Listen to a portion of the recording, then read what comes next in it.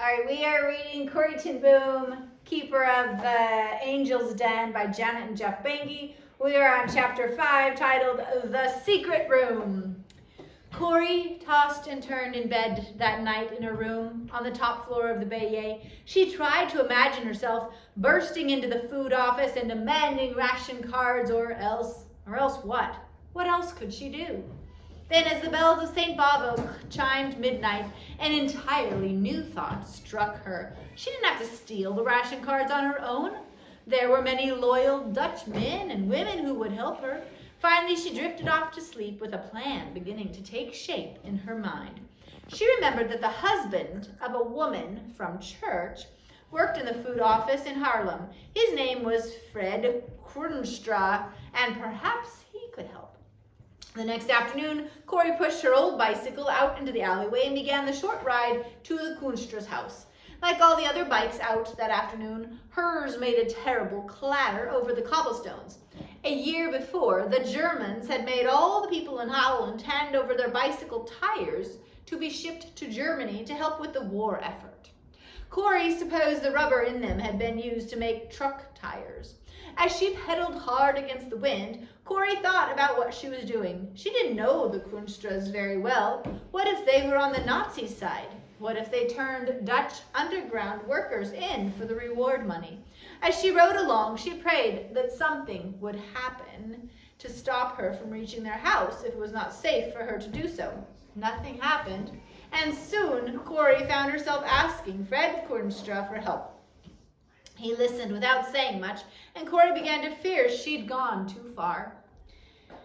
But as it turned out, he was thinking hard to come up with a plan. In the end, Fred Kroonstra decided he would find a friend to break into the food office when only he and one other worker were there. His friend would tie up Fred and the other worker and steal some ration cards. Corrie thanked Fred and waited to see what happened. The following Wednesday, she heard the news. The food office had been broken into and 100 ration cards were gone. The two clerks in the office at the time had tried to fight off the robbers, but they were both badly beaten and tied up. The following day, Corrie visited Fred Kroonstra to see how he was recovering from his injuries. His right eye was swollen shut and he had a huge gash on his forehead, but he smiled when he saw Corrie. He handed her a package to share with her family. When Corrie got home and opened it, there were 100 ration cards inside. Getting enough ration cards was only the beginnings of things at the Benge. Neither Corrie, Betsy, nor Casper tenBoom had given much thought to some of the other aspects of hiding people for a long period, but help was on its way. A week after the robbery, Corrie opened the door to find a Jewish woman and her 3 small children standing there. She ushered them inside and showed them into the dining room, where Betsy gave them each a cup of soup. Just as Corrie and Betsy finished seating the children on cushions placed on the dining room chairs, there was a knock at the side door. Betsy raised her eyebrows and pulled more cups from the sideboard. It was going to be a busy night. Corrie rushed to the door. It was after curfew time now, and anyone found on their doorstep would put them all in danger. Corrie swung the door open and pulled the broad-shouldered woman standing there inside. It was only in the light of the clock shop that she realized it wasn't a woman at all, but Kik, her brother Willem's oldest son. "What are you doing here?" asked Corrie. "Is your family all right?" Kik nodded. "Yes, Tante Corrie, I have come to take you somewhere." And then, surveying his aunt's thin dress, he added, "Put on a coat now and follow me." Corrie didn't dare ask questions. She knew it must be important for Kik to risk their both being out after curfew.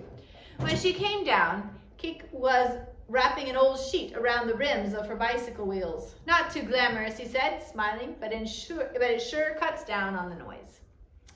Corrie nodded gratefully and followed her nephew out into the brisk evening. It seemed like an hour before Kik slowed his pace. It was a moonless night, and of course all the streetlights were out, so Corrie had to strain her eyes to keep Kik's gray coat and green flowery scarf in view. They pedaled through back alleys, over bridges, and between tall stands of trees until finally Kik motioned for Corrie to stop. They were outside a large, stately house. Kik and Corrie got off their bikes. Then Kik reached over and pulled Corrie's bike level with his. With one hand on each bicycle, he lifted the bikes into the air and carried them up the wide stairway to the house.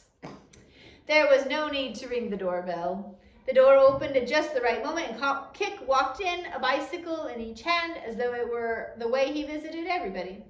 Corrie followed close at his heels. Inside, Kik took off the woman's coat and untied the scarf. Now he looked like Kik again. Corrie was surprised to see at least 30 bikes lined up along both sides of the elegant hallway inside the house. She wondered what kind of meeting would cause so many people to risk arrest for being out after curfew. Before she had time to think about an answer, she and Kik were ushered into the front room, where people sat in small circles, deep in serious discussion. A maid offered Corrie a cup of coffee. Corrie expected it to be brewed from the ground figs that had passed for coffee for the past 18 months at the Benge, but she was happily mistaken. From the elegant silver coffee pot, the maid poured the strongest, blackest, richest smelling coffee Corrie had seen in a long time. Of all the things about this strange night, Corrie would remember most the wonderful aroma of the coffee. Kik seemed to know every person in the room, although he introduced everyone as Mr. or Mrs. Schmidt.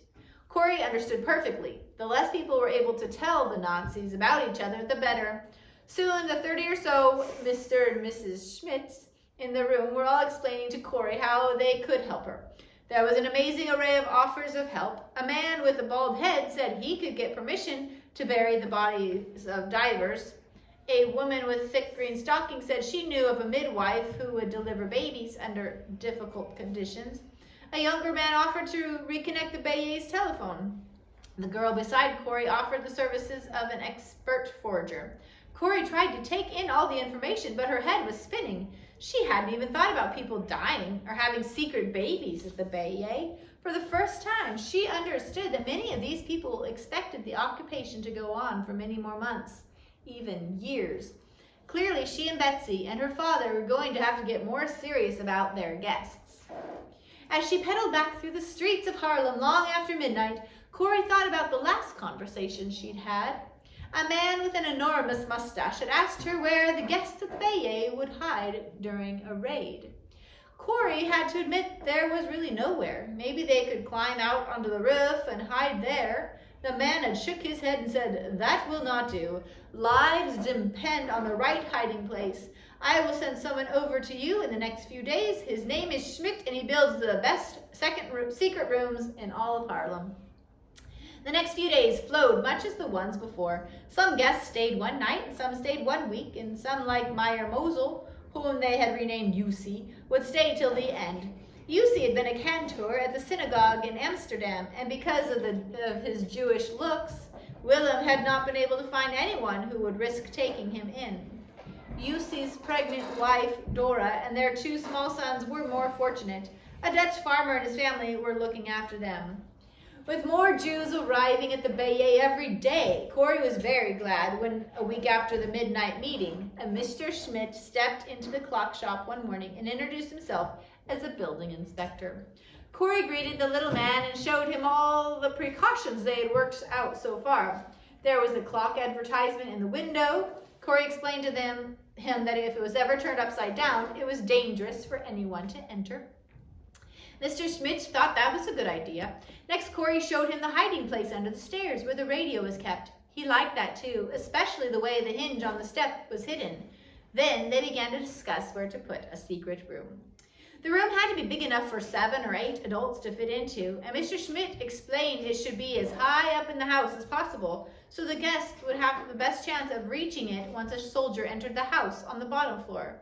Corrie frowned when she heard this. Her bedroom was the highest room in the Benge, but her room was so small. How could there be enough space to add a secret room to it? Corrie followed Mr. Schmidt up the spiral staircase. The higher he climbed, the more excited he got. "What an extraordinary house!" he exclaimed. "No 2 walls meet at right angles. No 2 rooms are on the same level. This is a wonderful opportunity. Here I'll do my best work." With that, he flung open the door to Corrie's room. "Ah, this is where I will work," he said with the passion of an artist. "When I am finished, even you, dear lady, will swear there's no secret room here." He waved his arms toward the left wall of her room. Before Corrie could say a word, Mr. Schmidt had shoved her bed aside, pulled a pencil and measuring tape from his pocket, and began making sketches. For a week, Corrie slept on the couch in the parlor, while Mr. Schmidt, the architect and builder, and Mr. Schmidt, the assistant, worked in her room. A steady stream of customers entered the Benge. One would have 2 or 3 bricks wrapped in a cloth and placed in a basket like loaves of French bread, while another would have a spirit level poked into his socks and covered by his pants. Corrie and Betsy tried to let the men work alone as much as possible. On the 6th day, Mr. Schmidt, the architect and builder, called them and their father to view his workmanship. Corrie gasped. There was nothing to see. The room looked exactly as it always had. The linen closet stuck out just as far as it had before. The bookcase along the wall had the same worn-looking shelves, and the yellowed paint on the wall was peeling in places just like before. Even the molding was old and dusty. "How did you do it?" Betsy asked. Mr. Schmidt smiled. "We all have our little touches to add to the resistance," he said with a smile. Then, with a flourish, he opened the door to the linen closet. He reached under the bottom shelf and pulled the handle. There was a slight grinding noise as a piece of the wall slid back. Behind it was a hole big enough to crawl through. "If you would care to try it out," he said, looking at Corrie and Betsy. One at a time, they crawled into the space between the old wall and the new wall. "It's amazing," said Corrie. Betsy nodded. "I think it's wide enough for a mattress, too." Mr. Schmidt stuck his head in. "As you will note, ladies, it's high enough to stand up in and wide enough for 3 or 4 people to lie down. I have loosened one of the bricks about halfway up the outside wall. It can be removed to let in fresh air." Corrie and Betsy turned around and crawled out of the secret room. "You should see inside it, Father," exclaimed Corrie. "I've slept in this room for years, and I can hardly believe it's in here." Caspar tenBoom smiled. "What wonderful workmanship," he complimented Mr. Schmidt. "Thank you," Mr. Schmidt replied. "I consider it some of my finest work. You will note the bricks were used instead of wood for the wall. That way, even if the wall is thumped, it will not sound hollow. And the floorboards have been cut level with the edge of the new wall. That way, if the Gestapo ever raid the house and begin to smash the floor, looking for the hiding place, they will find no floorboards running under what's supposed to be in an outside wall. No, they're going to have a hard job finding this secret room." Corrie's father nodded. No one in the Benge knew it then, but Corrie would later learn that Mr. Schmidt was one of Europe's most famous architects. "Now, there are certain other points to discuss," continued Mr. Schmidt. "A secret room alone will not save anyone."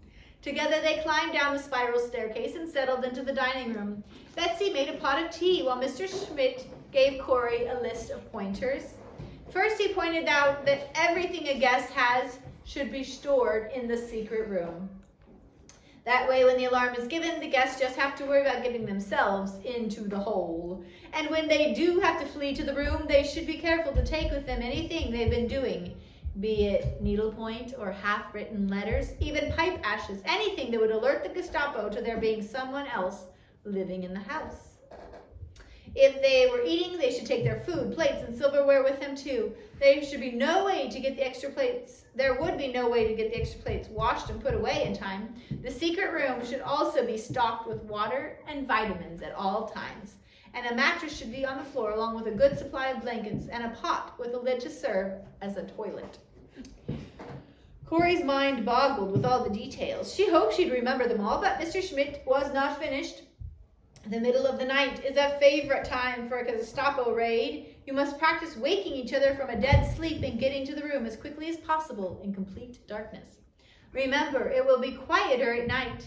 Everyone must wear socks only and no talking. And one more thing, if a raid happens in the night, everyone must turn over his or her mattresses. It would not do for a Gestapo officer to fill a warm spot in an empty bed, would it?